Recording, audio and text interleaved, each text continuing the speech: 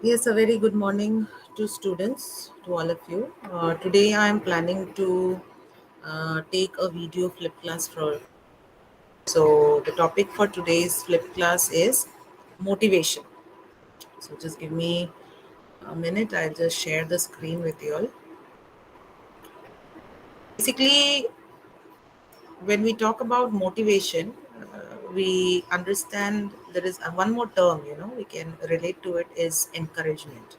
Most of you all might be thinking encouragement. Okay.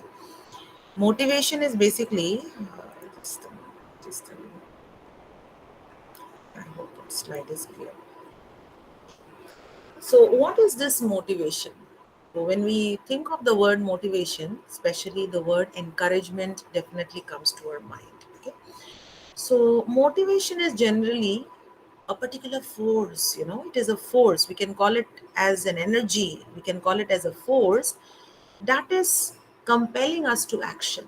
It can be the force within us, or it can be somebody who is igniting and pushing that force into us so that we move into some action. Okay, either it is within us or it comes to us through someone. Okay, so motivation is generally defined as a force that is pushing us to action. It is driving us to work very hard, and it is forcing us to success. Okay, to be successful. Okay, so motivation is influencing our behavior, our work behavior basically, and our ability to accomplish the goals, our personal goals, even the organizational goals. Okay, so as managers and owners, what we have to do, you all are the future managers, you should know about this particular terminology, motivation.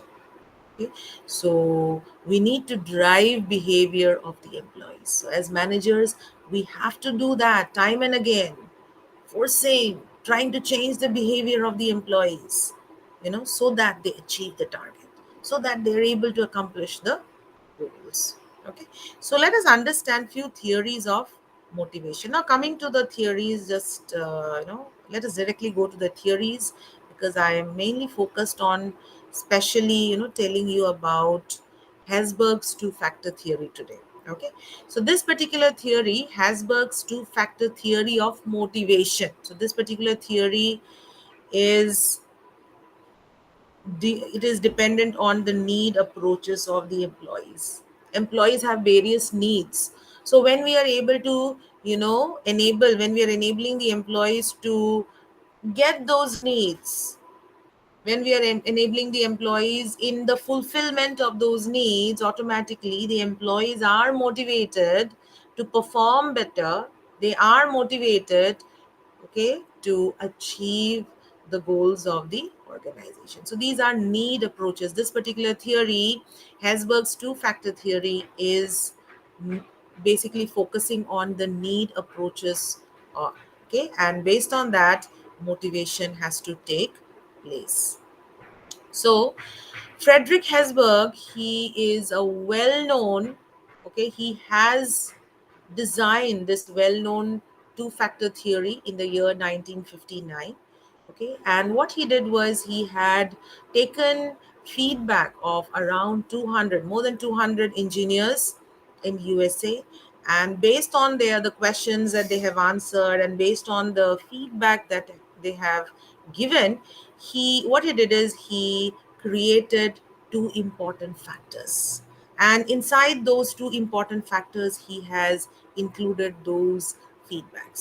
सो बहुत सारे answers दिए होंगे, ठीक है, तो वो जो answers दिए हैं, वो जो छोटे छोटे एलिमेंट्स है, वो element he has divided those elements into two important factors, motivation and hygiene.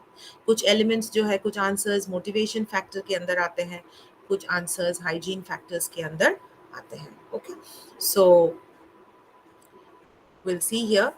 The two-factor theory states that there are certain factors in the workplace that cause job satisfaction, while there are separate factors that cause dissatisfaction. So according to Hesberg, there are two factors. One factor creates job satisfaction among the employees, and the other factor creates job dissatisfaction among the employees. Now let us see what are those factors. Okay, so satisfaction, which is mostly affected by the motivator factors. So motivator factors are creating more of satisfaction. Okay, so these motivation factors, if given, if incorporated in the organization, the employees satisfaction level will improve, will increase. The same way hygiene factors, just a moment, I'll have to increase the time span.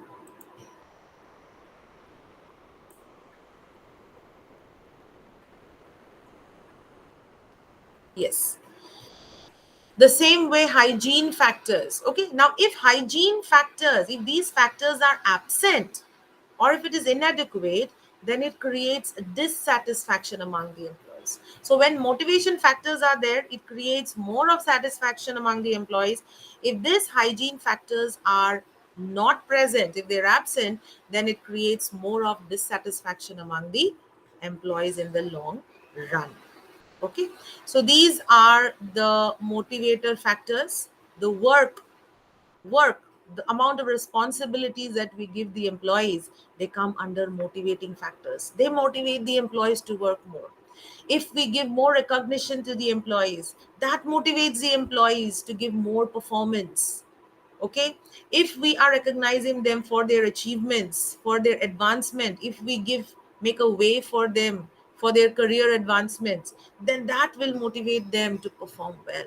If we make a way for their personal growth, if the company provides facility that so that their personal growth take place, that will affect them, in their performance. अगर company promotions के बारे में सोचते हैं, employ promotions के बारे में, वो ज्यादा मोटिवेट करेगा एम्प्लॉयज को, so that they do much better in their performances. So these factors, these small, these elements are coming under the motivating factor.